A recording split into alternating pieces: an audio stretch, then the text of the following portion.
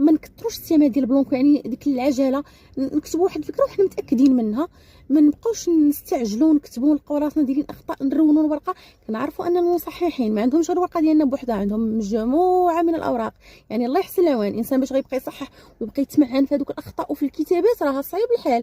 فقدروا هذه المساله هذه ونكتبوا بواحد الخط واضح، لغه سليمه، الراعي والعلامات الترقيم، وان شاء الله انا غادي يكون غير الخير. وما تنساوش الادعيه ديالكم. فشوفوا، توجد حاجه والتوفيق ديال الله عز وجل حاجه وحده اخرى. فراه التوفيق ديال الله راه واحد الحاجه اللي اش نقول لكم عجيبه غريبه.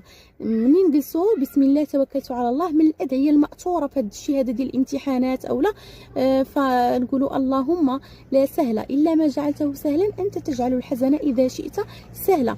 كاين واحد الدعاء اخر كنقولوا فاش كنا كنحفظوا مثلا كنقولوا